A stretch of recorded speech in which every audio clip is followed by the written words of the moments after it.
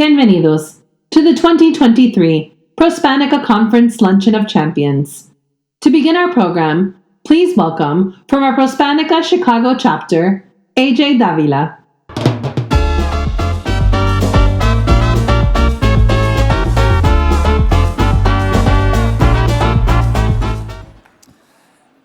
Good afternoon. It is my honor and privilege to be introducing Kevin Greene to you this afternoon. But first, let me give you a little background on himself. Kevin is a two-time graduate of the University of Southern California after earning a football scholarship and contributing to his college team's success. Kevin went on to play 4 seasons in the NFL with the San Francisco 49ers and the Tennessee Titans.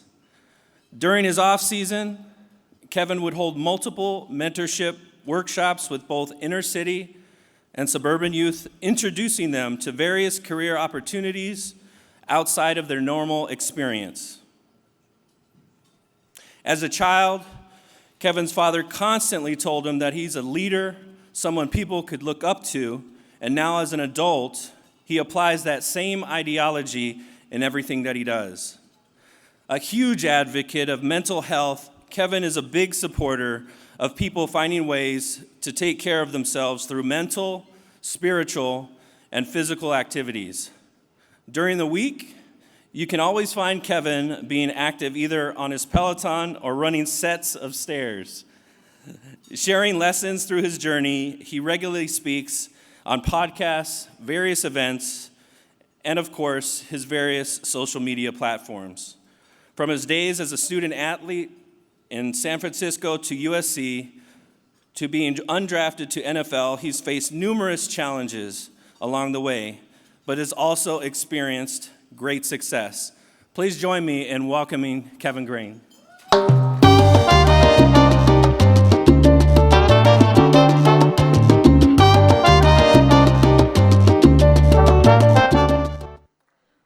All right. Can everybody hear me? Okay, good afternoon. Nope. Now look, I saw half of you last night at the reception, all right? And everybody was bright-eyed, bushy-tailed, and everything, and they had a lot of energy. So I'm going to ask you again because we've all done this before. Good afternoon. Good afternoon. That's what I'm talking about. Thank you. As AJ said, my name is Kevin Greene, and I am extremely excited to be here. Extremely excited. Now, why am I excited? Because all of us in this room get to share an opportunity, right? We get to share this moment, this experience together. And the biggest thing is that we're all here for a purpose. Now, those purposes could be, you're trying to better yourself as a business person, you're trying to network with people who look like you, or you just happen to run across an expo, you saw there was a Lexus outside, you saw there was free food, and you said, what the hell, I guess I'll just be here for the next 45 minutes, right? But whatever that reason is, you're here. And we should really just kind of take a beat on that. Now, as AJ said, I am a former professional athlete that has made a transition into corporate America. Before I go into that, do we have any 49er fans out there? That's it? Wow. That's the first. Normally when I say the 49ers, the whole room just jumps up, but that's okay. I'll take what I can. Browns, oh yeah, sorry, lost for us last week. But I'm a former professional athlete that has made a transition into corporate. And I don't know if there's any former NFL players out there, but if there are, you would know when you're done playing in the NFL, there are 3 options that a lot of us go into as far as a career. Those options include being an agent, being a trainer, or being a coach. Great fields to work in. But I knew that that was the expectation for me as a player. And I know for a fact that every single person in here has exceeded the expectation that has been thought about them day in and day out. I mean, am I right? I'm pretty sure every single person that's looking at me talk right now, with my heart beating out my chest, has surpassed whatever level somebody has placed you at and has gone beyond that and is still climbing that. And that's what I thought for myself. I told myself, I said, Kevin, if you were to jump into a field where you can see the same success that you saw on the field in corporate, it would open up so many doors. And that's the biggest thing. Creating a bridge of connectivity for young professional athletes, for young collegiate athletes, but more importantly, which is more passionate for me, is creating that bridge of connectivity for young minorities. right? Young minorities that feel that they have not been seen, have not been heard, that feel that they do not have a seat at the table, but really want one. So I figured, Kevin, if you can set that example, you would open up doors. And I gotta be honest with you, this right here is a huge door, a huge door. So many smiling, bright faces. Now, I wanna do a quick activity, okay, a quick activity. I'm going to turn around, and by a show of hands, I'm going to ask everybody in here a question, all right? Raise your hand if you have met somebody new or you have networked with somebody that you've never had a conversation before. I'm going to turn around in 3, 2, 1, and I want to see a lot of hands. There we go. Okay, you're making this easier for me. I know I have. I made a new friend yesterday. And the good thing is, I get to tell you about my new friend. All right, so my new friend and I, we met yesterday. We both flew in together. And we spent the whole day joking, eating, laughing, talking to Thomas all night. And we got a chance to really get to know each other. So here are a couple things I learned about my new friend. She is leading the forefront for how women are being represented in sports. She is leading the forefront in how football, I'm not gonna say flag football because that would just be downplaying, the game of football, how competitive it is amongst women. She really enjoys blueberry pancakes, which I found out today, because she almost ate half of mine. But I think the biggest thing that I learned about my friend is that if her and I were lining up next to each other for a 40-yard dash, by the time I get 1 foot on the ground, she's already there, okay? That's what I learned about my new friend. So before I introduce my new friend, because I definitely did bring her out. I definitely did bring her out today. What I'd like to do is really show you the impact that she has on everybody around her, but more importantly, her family.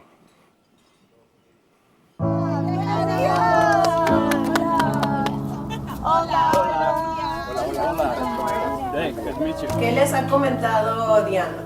Me ha dicho muy poquito. Entonces yo estoy con el corazón así. Ay, cuenta regresiva.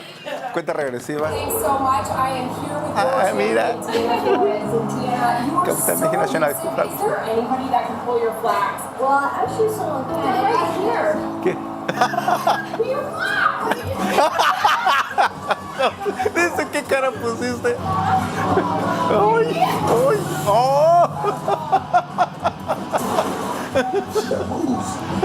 ¿Qué pasó?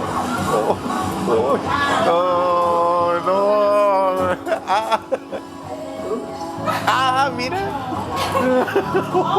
¡Ay! ¡Ay! Algo muy raro acaba de pasar. Se comienza a estresar.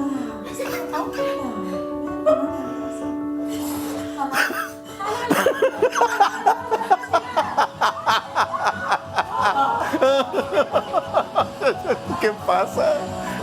Now I push you football forward to see when you take this game. Ay. Sí, ¿sabes? Ay, sí. Eres la estrella. Tú me dijiste que ibas a participar, no quieras la estrella.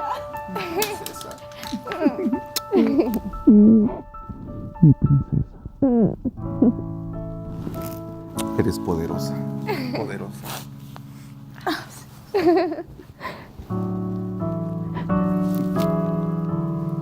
Eso es.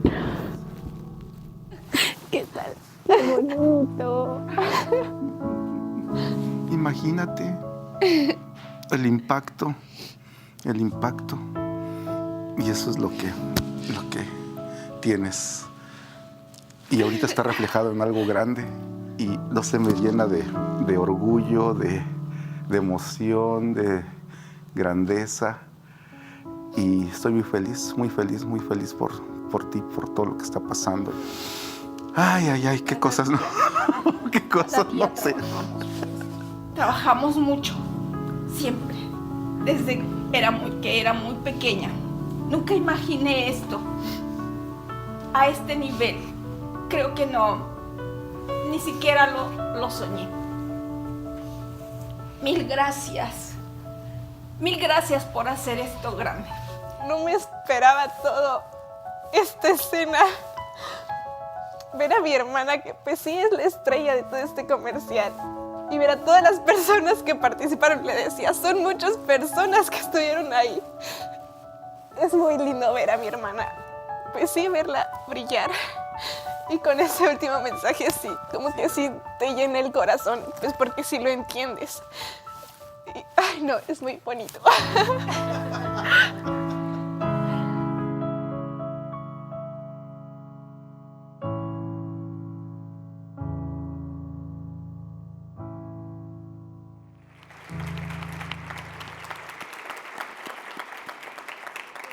I know I was back there crying.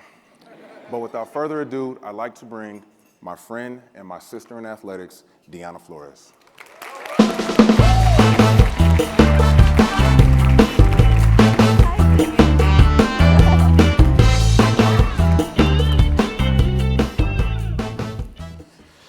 Diana, thank you for joining us. Thank you. I'm so happy to be here. I'm a little emotional right now. It happens every time. Why you do this to me? But no, thank you everybody for being here. It is an honor to me to be in familia today. So excited. I love it. How has your time in Las Vegas been? Amazing. I mean, it has been a quick trip. We landed yesterday. Yes. So we had a couple time to walk around, to network, as you said, a little bit. And it is just an amazing atmosphere that feels here, like many new people with different backgrounds, but with the same goal of just growing and network and working in team, and that's just an amazing feeling. That's huge. That's huge. Now, you mentioned teams. Can you kind of, first of all, I know that you've done situations, you've had conversations like this before, but I really like doing this because it's going to be extremely intimate, and that's how we're all looking to see. By the time we walk away, we all want to know you more personally than we did. As a professional athlete, what are some of we talked about expectations before I brought you out. What are some of the expectations that you keep for yourself as a pro athlete? Wow, that's a good question, because I feel that those expectations for myself had been evolving as the years pass and as I grow up and as I get more mature. And I can say that when I was little, I started in this sport very young, at the age of 8. Wow. And first, I didn't have the opportunity to play with girls my age.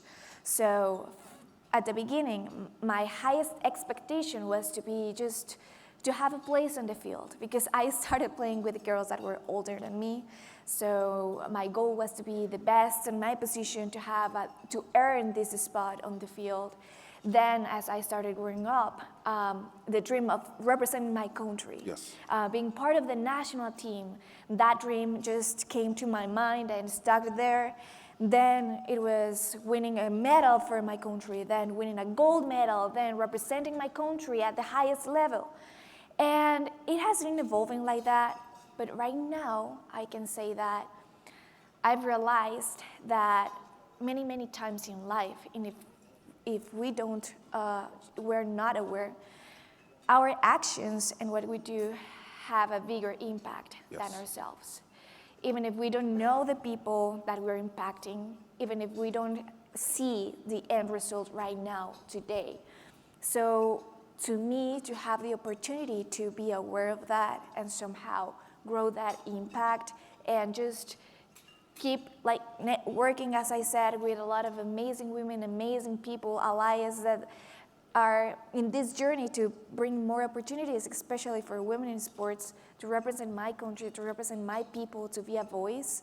That's one of my biggest dreams and my highest goal right now. I love it. I love it. And just to piggyback on what you said, you mentioned making an impact. And one thing that I always tell young athletes, men and women, is that you are an influence to somebody. You may not know that person, you may not have never met that person, you may never meet that person, but you're an influence, because there's somebody out there that's watching what you do, that is taking notes on how you are moving, and they're like, you know what, if Diana can do it, I can do it.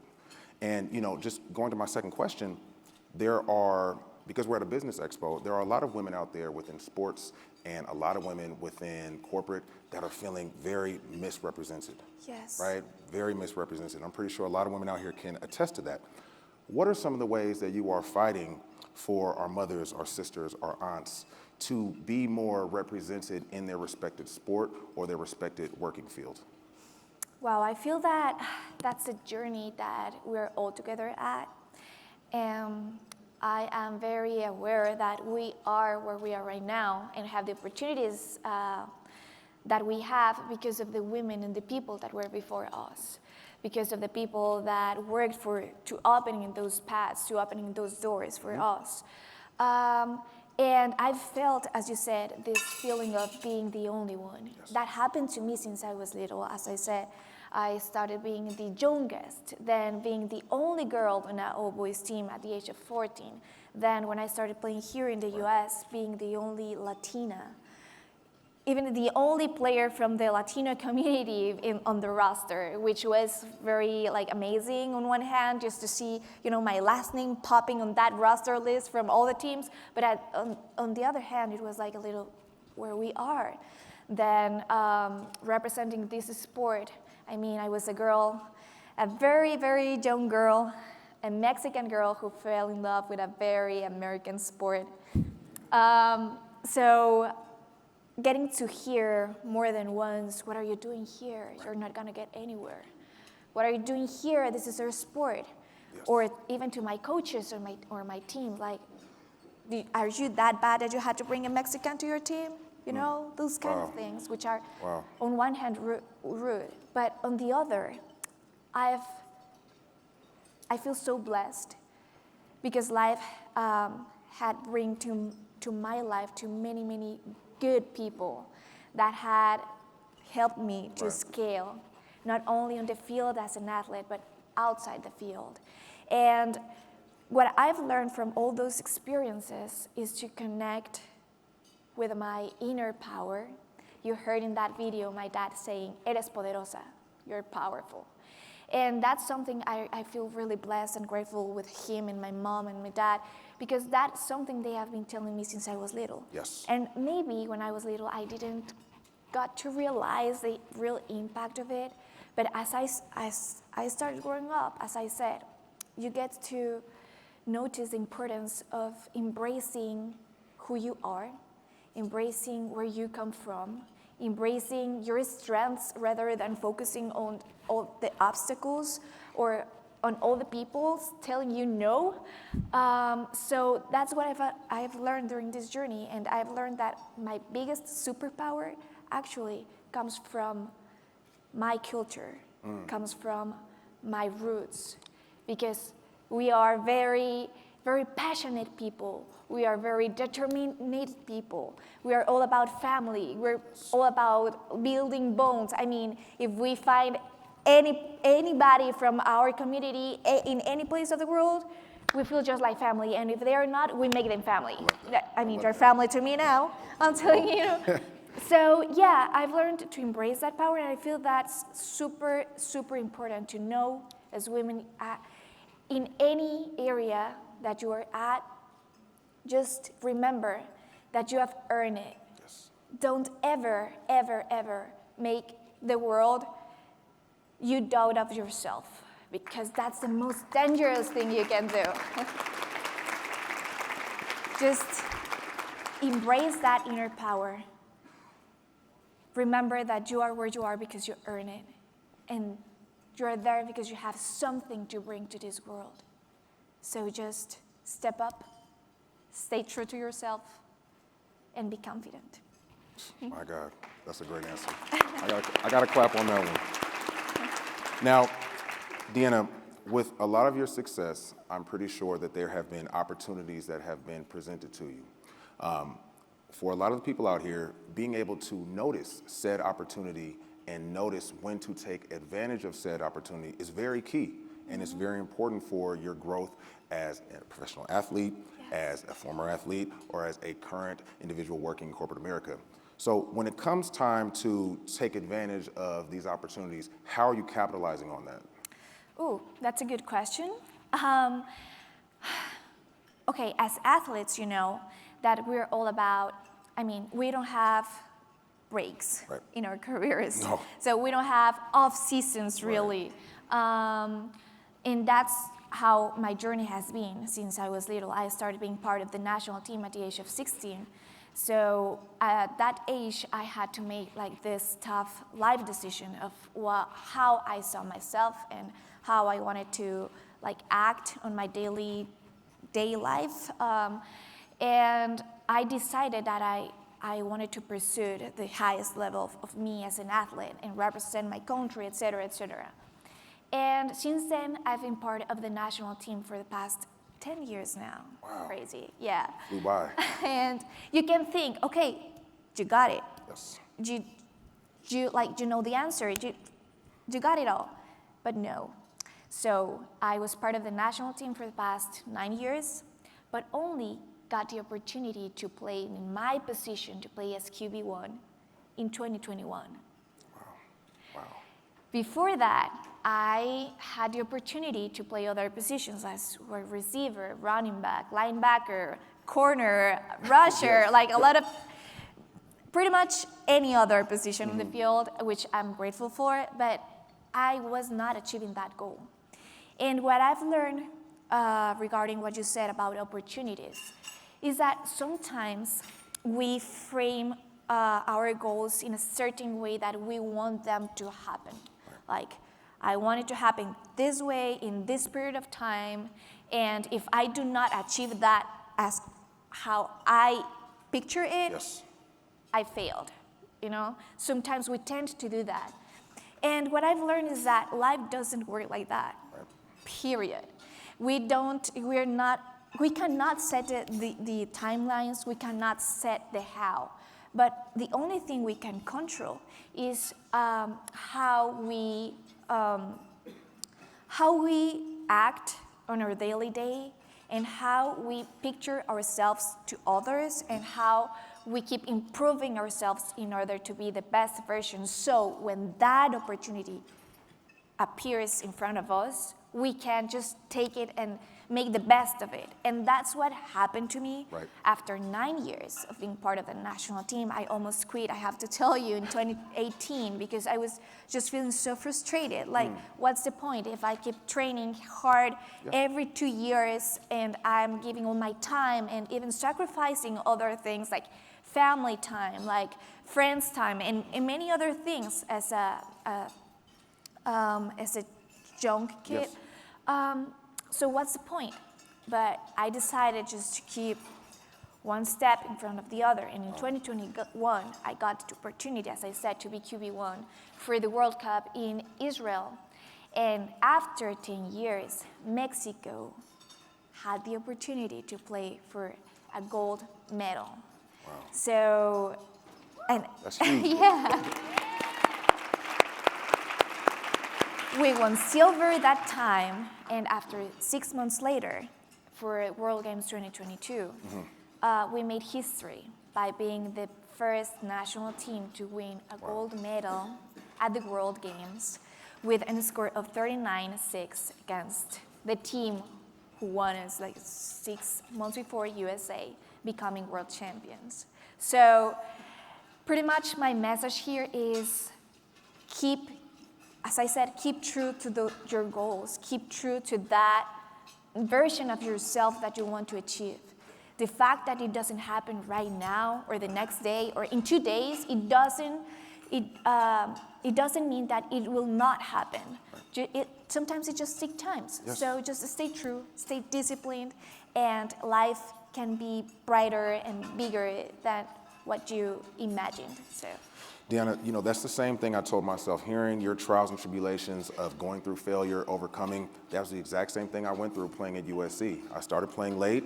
I barely played when I was at USC. I had to scratch and claw to get to the NFL. I barely played, but I was able to make a 4-year career out of it, right? And that's just continuing to tell myself, Kevin, if you keep doing the right thing day in and day out, nothing but good is gonna come.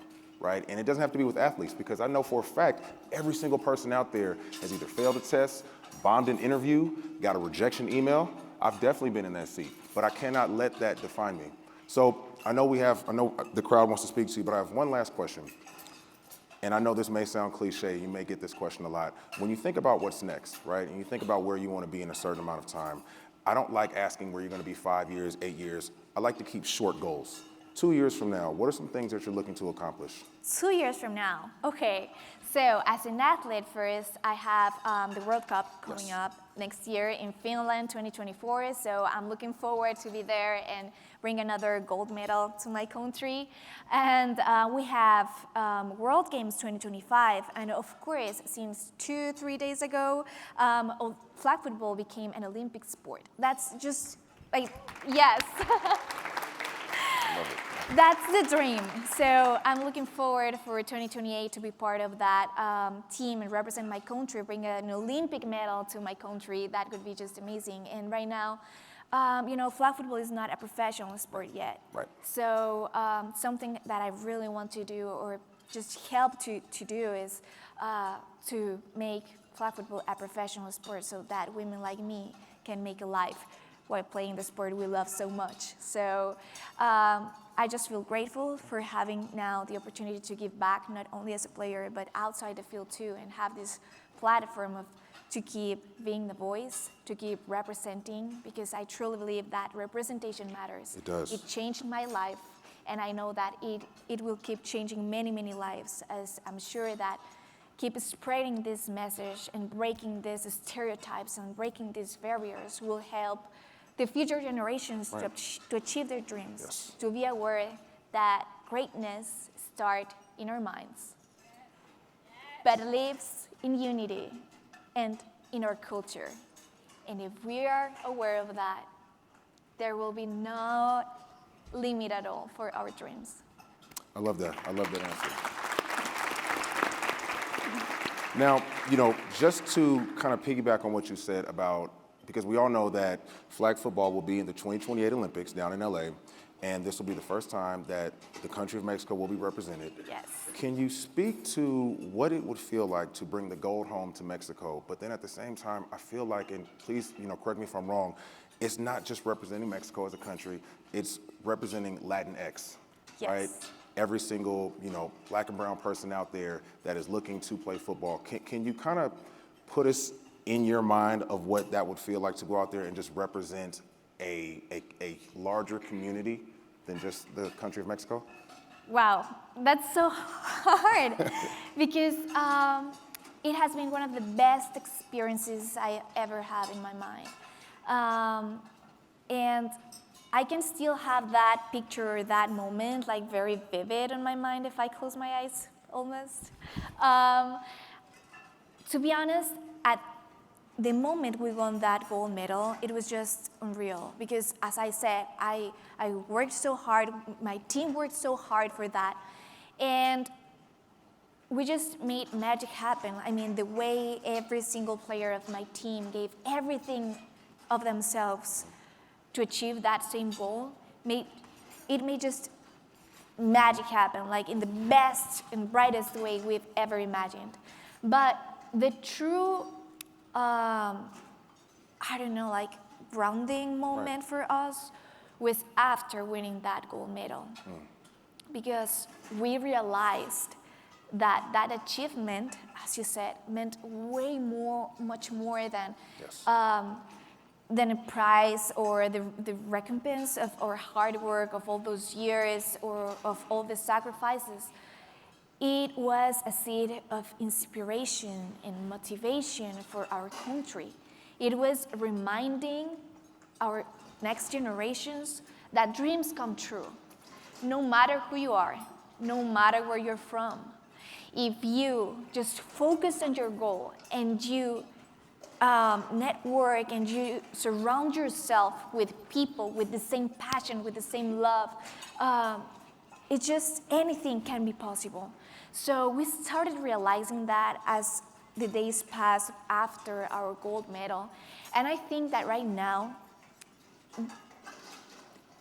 that bigger impact is the best recompense or the best gift me and my team could ever ask for.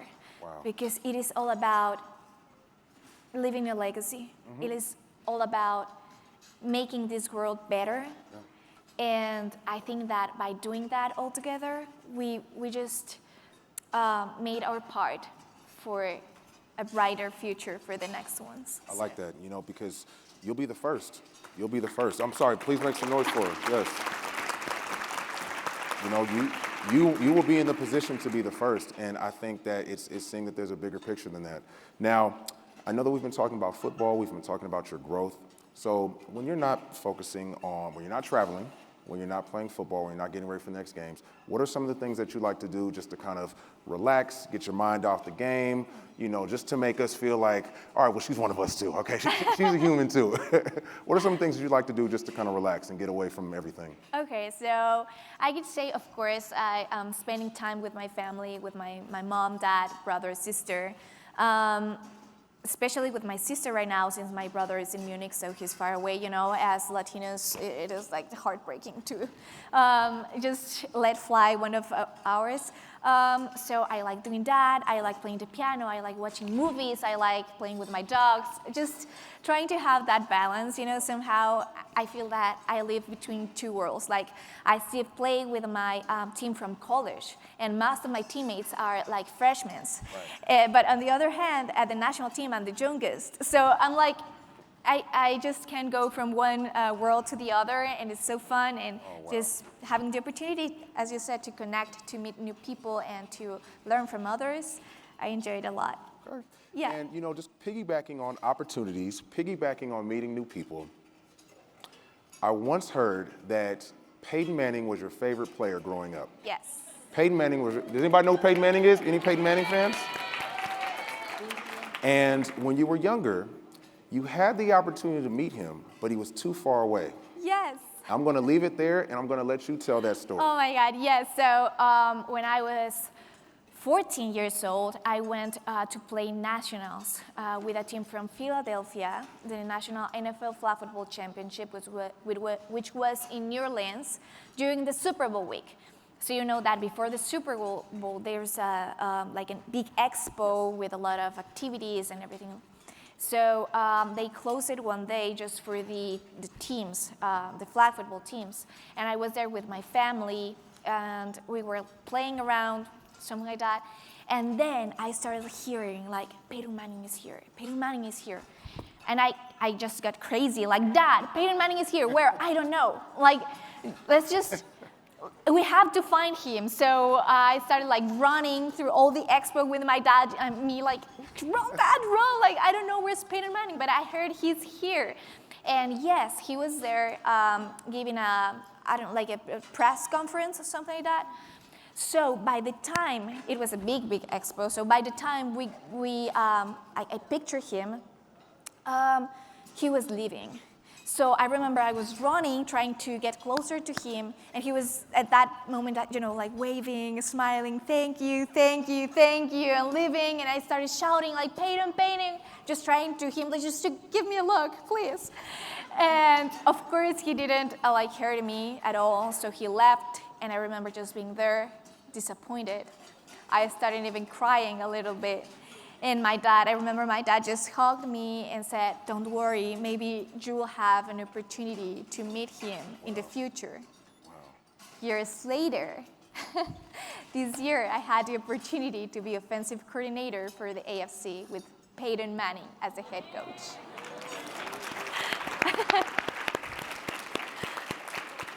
That's huge. I never had a chance to meet Peyton Manning. I did get a chance to play against him, but didn't get a chance to shake a hand. It's so funny. A buddy of mine played for the Patriots, and he said his first day in training camp, Tom Brady came up to him and just introduced himself. He said, hey, how you doing? My name's Tom. And my buddy Asante, he looked at him and he said, I know exactly who you are. Your name is Goats. He said, I know exactly who you are. And I think it was just funny to where they have built a relationship to where they know each other on a first name basis. And I would assume that's how you and Peyton are now. Yes. I mean, it was one of the best experiences to be able not only to work with him, but also to know him as a person inside and outside the field. And what I've learned is that great people, or the greatest ones, I mean, the legends as him, are just great people, are just great persons. They have good feelings, they have a why. So that's what I've learned also like from him and trying to follow the road. I love that. I kind of want to bring the conversation back to just professionalism, right? Last night at dinner, Javier's, by the way, great tacos. Last night we spoke about being heard and being seen. Yes. And I mentioned it briefly before I brought you out. When it comes to being heard and being seen, right, as a minority, what is the passion behind doing what you do to where you can make more people feel comfortable about putting themselves in a position to be seen? Wow. You know, when I was little, well, first of all, I'm going to start by saying that every time somebody asks me, like, Diana, how it is to live your dream, it must be exciting, it must be amazing. You know what? Anything of this was my dream. And not because I didn't want it to, but just as an 8-year-old girl, I never imagined that all of this could be even possible one day. I didn't grow up with a role model to follow. And even if we had amazing women playing football and flag football in my city, it just felt so local, you know, like nothing bigger than that. I grew up watching the NFL and Peyton Manning, all of this NFL players, but never feeling identified with them. I grew up with this feeling of not belonging, that I was being an intruder into a world that I just loved, but I wasn't part of. Yes. So right now, I feel that the best part to me is to somehow be that inspiration, that motivation, or just make a little girl or a woman look up and say, she looks like me. Wow. I can be there. And because more than me being the first, I know that this will just open the door for many, many more. Because I love this saying of, if you can see it, you can be it. And I truly believe that it has changed my life, and I know that it will keep changing many, many lives. So I just feel grateful to be part of this bigger movement of change. As you should. It's so funny that you mentioned that, because last night as I was prepping for today, I thought about something, right? So I'm 33, I was born in 1990, and growing up, every young black male in the inner city had a poster of two major athletes on their wall, Bo Jackson and Michael Jordan. And I thought about it, I said, Deanna, with football and women growing, the possibility of you being that person on somebody's wall is going to be a reality, right? And that the inspiration that you're going to have on the 5, 6, 9-year-old little girl is going to be huge. And I think the responsibility that comes with that is incredible. And to be honest with you, I think you're doing a hell of a job just by capitalizing on it. And you know, I know this question may be off script, but I'm really proud of you. I'm really proud of you, because I think just to be at the forefront of such an ever-growing sport and the way you're handling it with ice in your veins, I cannot be more proud of you. Thank you. So, you know, just to give you your flowers in between this, when you look back and you're seeing a younger Deanna, what are some advice that you would give her to where she can learn differently and not go through some of the trials and tribulations that you might have went through throughout your life? Mm-hmm. Oh, to the young me, The young little Diana, I will tell her, first, thank you for staying true to your passions, for doing what makes you happy, not even thinking about the future or if you were gonna get something out of it. Thank you for just never giving up.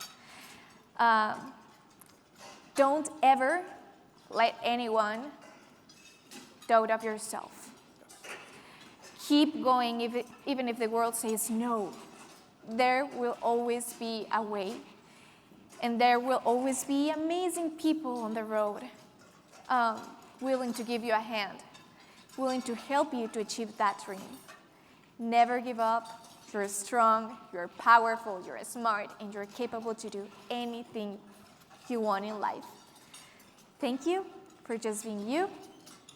And you don't ever will imagine imagine what the future holds. It is brighter and bigger than you ever dreamed.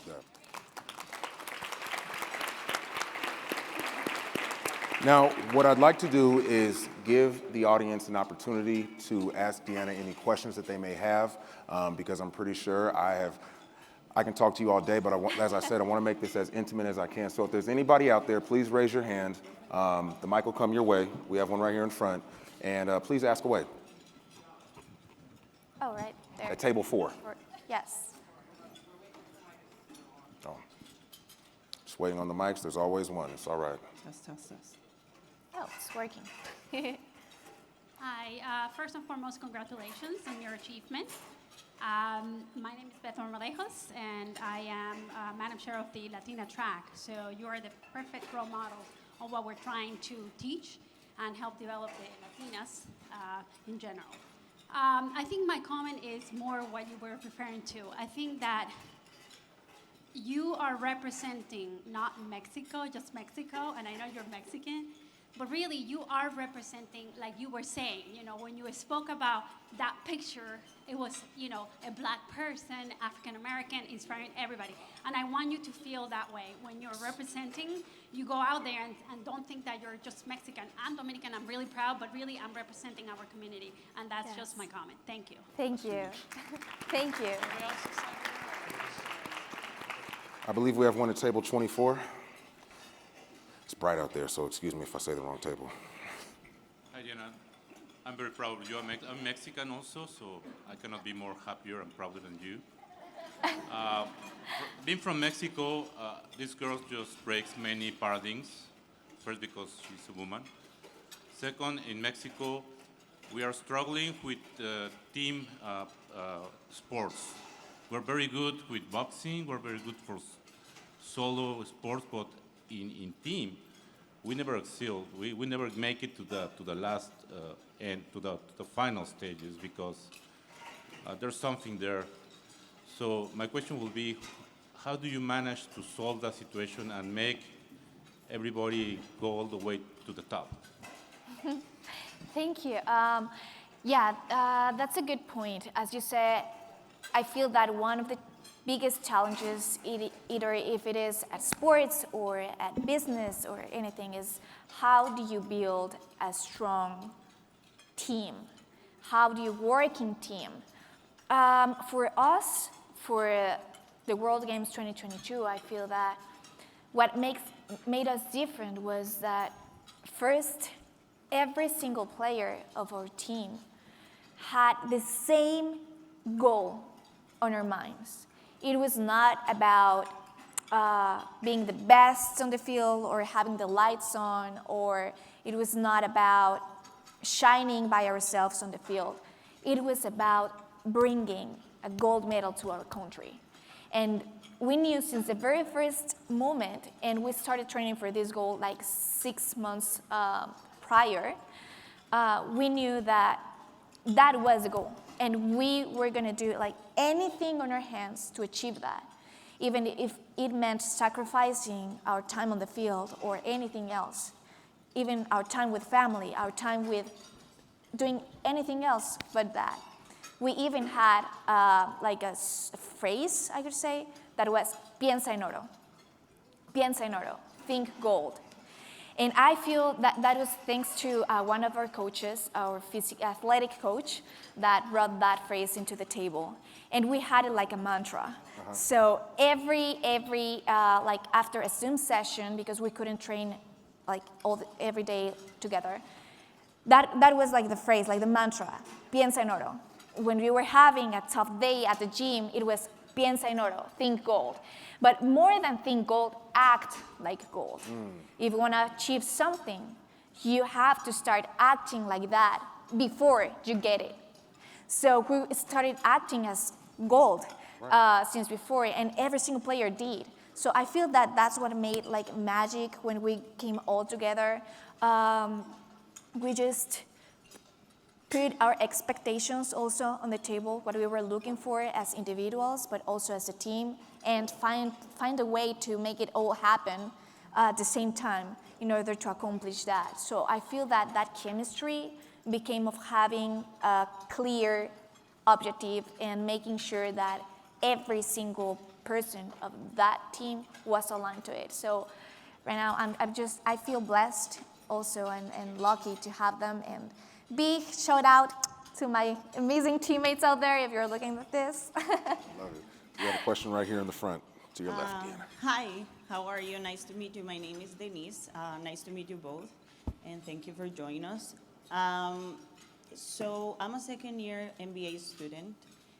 I'm an international student, and like facing victories usually is obviously very rewarding. I think if anyone is an international student, whenever they come to the States, you've obviously have your professional background, your story of facing challenges and victories. But when you're like in a foreign country, it's kind of more challenging to face defeat, let's say, in a way. Yes. So do you have like any advice? Being an athlete, I think, is the realest form of actually being like tangibly victorious after a game and non-victorious after a game, right? So do you have any advice on how you faced those times that weren't so great? Like when you said about like being passionate but wanting to actually quit because you weren't receiving what you wanted. Any more advice on how to navigate those paths, being a woman of like an international woman? Yeah, that would be my question. How do you navigate like the problems that come along? Yes, so I feel that finding a way to navigate through that, first of all, it is a personal process, it is a process. And during my journey, first of all, I feel that it is important to, as I said, be aware that whenever you are, whatever you're doing in life, you deserve it, you own it, you work for it.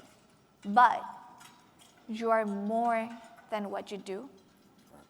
You are more than the wins or the losses. You're more than that. For me as an athlete to be aware of that and that I was working for something bigger than a match, for something bigger than this championship. I was working to be, yes, the best version of myself as an athlete and to build like a legacy, to have an impact on the field. So in that way, I feel that those little losses have a different perspective. In that way, it is not the end of the world if you lose like a match, because you don't reflect like your worth on the final result of a project, of a final result of, I don't know, like obtaining a job or not being part of that, or winning a match or not winning that, winning a championship or not. So for me as an athlete to stay clear on that yes, I loved what I was doing, but my worth was not that it was something different. So even if I lose, yes, but that doesn't affect who I am and my self-worth. So I feel that's one of the most powerful things that have helped me, because then it just turns to keep working and see the things in a more, I don't know how you say it, like more, de una manera más, my God, even forgot how to say it in Spanish. Take it away. I'm the only person here that may Más have objetiva, objective way. There we go. Yes, rather than just keeping that emotions and everything that surrounds a win or a lose. Yes. Deanna, we're all family in here, so please speak how you want, speak freely. You cannot get too high on the highs and you cannot get too low on the lows. Yes. Please remember that. We have one right here, table 22. Yes, thank you, Kevin and Diana, because you are bearing witness of what representation does. You know, you're in a room full of people that you're inspiring just by virtue of taking that seat and sharing your personal story. So thank you for that. My name is Flor Ramos Skidmore. I'm a first-generation immigrant from El Salvador. And I don't know how it's in Mexico. I don't like to make assumptions about other Latin American cultures. But in El Salvador, we are hard workers. In fact, our nickname, right, is like guanacos, which is like you can put as much weight and labor on that animal and it will not complain. That's who we are culturally, and that's what we're taught. Because of our culture, we are also assumed humility, right? You don't speak about your value or your achievement. You keep your head down and you keep working and let the work speak for itself. Yes. Now, we're in a different context. I, as an immigrant, find myself in a different context where not only white culture-wise, majority culture-wise, but also technologically, we're encouraged to own our narrative, right, and tell our story and the story of our value. So how do you, Diana, as an immigrant too, navigate those two fine lines of like being proud of your work and letting it speak for itself, but also own the narrative of your achievement, right? And what are some tools that you can give us to do both in a way that we are not betraying our cultural background and our mamas and daddies, but also we're making them proud in a way that lets all of us shine to keep like pushing that door open so more can come. Well, nice to meet you, Flor. And yeah, I know what you say. I feel that culture, our culture is I don't know, like about that a little bit.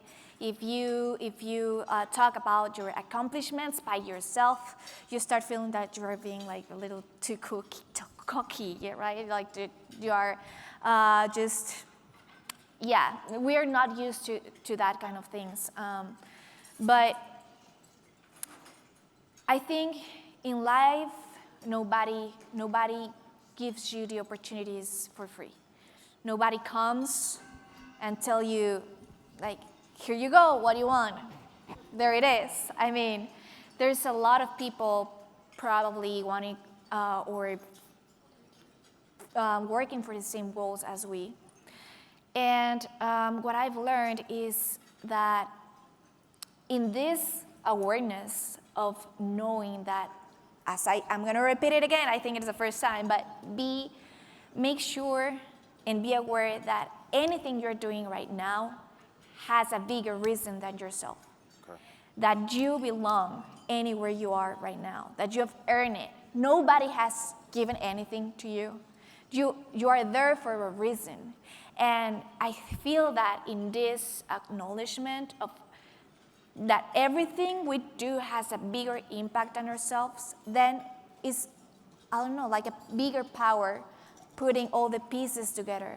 In that way, there's no anything bad or anything wrong with just speaking yourself, with just stepping up for what you want. And I know that sometimes it can be hard, but again, what I've learned is sometimes you just have to give a step of faith. You have to make sure you prepare yourself for whenever an opportunity is in front of you, but also sometimes it is just a matter of faith. It is just a matter of giving that step, even if you are scared, even if you're ashamed, even if you don't know how, just step up. Step up. That's just the key. Don't overthink it. You have the opportunity for a reason. Life, God, however you want to call it, is doing that for a reason for you. And it is you that has to take that opportunity. So I feel that's what has helped me to step up in life. We have one in the back, table 41. Hi, I'm Marty. I attend UNT Yes. grad school. How you doing? Hi. So I am a mother of a 12-year-old who plays flag football. So congratulations, first and foremost. Like, congratulations. But to hear that it is now going to be recognized, it kind of put me in this whole little, like, excitement because she loves flag football. She's 12. She can throw a ball probably better than someone, But, I'm excited to hear this. As you're thinking now, during the time you were 12 and 14 years old, what would you recommend that I tell my daughter who is trying to build this portfolio and show her talents in flag football and is now being recognized? What would you say to me so that I can advise her, to be her best self? What resources, or anything, any tools that you know now that you probably would have told yourself at 12 years old, or you could share with me for my 12-year-old? Oh, well, first of all, I'm so excited to know that your daughter plays. I think that one of the biggest advices I could give to her is, and one that I wished I had when I was little, is you don't have to wait until you are older to be professional at anything you want in life. For me, to be professional is not a matter of winning money. Yes. It's not a matter of being able to make a life from what you do. To be professional is to be disciplined with your goals, to stay true to who you are and what you want to do, to put all your focus and attention on that goal.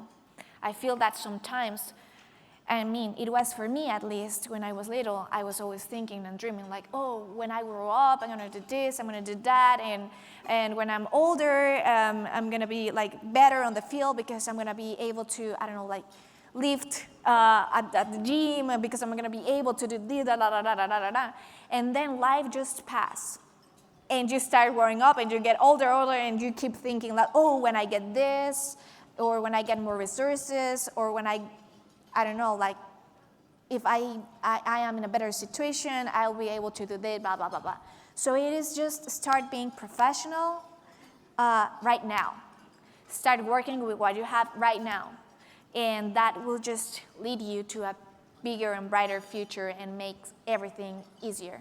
Yeah. We have time for one more. Table 15 right here. All right, say the best for last, just kidding. Hi, I'm Eduardo Braco Rios with the Phoenix chapter. Kevin, go Niners. Woohoo. Thank you. Diana, so along the lines of what we've been discussing, you were saying earlier about how your coaches said, don't just think gold, act like gold, right? And how your father would say, eres poderosa, you're powerful. As we work toward focusing on the next generation of Hispanic and Latinos and their growth, can you share with us some of the words and actions from your own parents that influence you? Wow. Thank you. Well, I think that one of the most powerful to me and that has impacted to me is this, eres poderosa. As I said, that's a saying from my dad and my mom since I was very, very little. I remember my dad telling me that after every practice or after every game, after my first World Cup, when I was hurt, it was always, eres poderosa. Also, the acknowledgement that whatever the end result was at every match, as I said, I had something to win. I was a winner, even if I was losing games. And by that, and by embracing that, or by making me aware of that, I've learned to watch the pros in a negative situation, as it can be losing a gold medal match or losing qualifiers at a World Cup. Because if you have this mindset of that you are always a winner, then look to what makes you a winner out of this situation. If it is learning something, making sure you will not repeat the same things you did to have a different result, but always this mindset of you're always a winner. And if you lose, what makes you a winner from this? Oh, I learned this. There you go. You're better than yesterday. You're a winner, right? So I feel that's one of the most also powerful things that I've learned from them since I was little, and that I try to apply to any situation, either if it is on the field or outside of it. Yeah. We have one final question right here. Thank you, Kevin. We have Madeline here with the last question. Hi, thank you so much for all of your passion and everything you've shared. I think we all feel very inspired, and because you've imparted so much wisdom based on your professional or your athletic career. And I wanted to go back to that poster moment. You know, that moment where you want to inspire somebody younger, somebody who came before you. And while those moments are really important, I also want to know, as a teammate, how do you create meaningful space for other Latinos, other women in sports? How do you open it up and push your sport or industry forward for other people who look like yourself? Well, I feel that that's something that we have been doing as a team, even before all of this happened, even before the Super Bowl commercial, even before any other thing.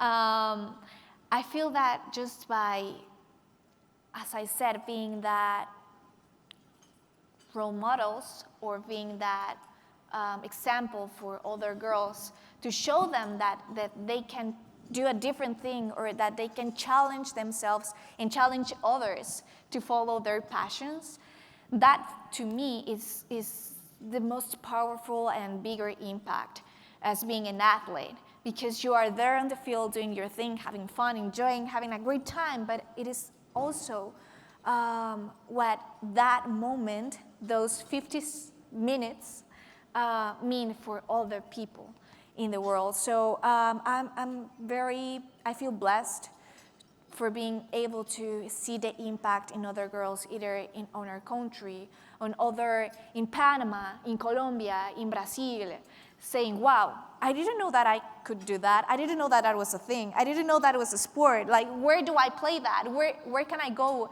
Where can I build a team? Can you help me to do that? So another thing that I've experienced that I love a lot is experiencing the coaching side of it by running clinics, not only in my country, but also in many, many other countries, in Latin America, but also in Morocco, but also in Italy, different places. So I feel that's just a teamwork that can be, no puede ser atribuido a mí el día de hoy solamente, sino a muchas otras mujeres que estuvieron antes, quienes están ahora, que, como digo, we are all role models for many, many people. Even if we don't see them, even if we are not aware, somebody's looking at you.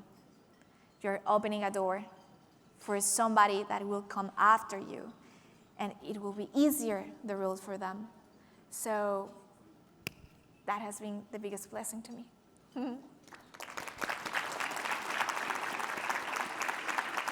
Well, Diana, I know for a fact that myself and everybody in here has gotten that much closer to you as a person, because we got a chance to enjoy this moment and see you from a different side, because all we see is what is presented to us on TV. So I cannot thank you enough for this opportunity. And to be honest, I cannot thank you, everybody out there, just for asking your questions and just being so transparent, just being so real, right? Because we're all family in here. Thank you, Diana. We appreciate you, and we cannot wait to see you bring home the gold. Gracias. Diana Flores, everybody.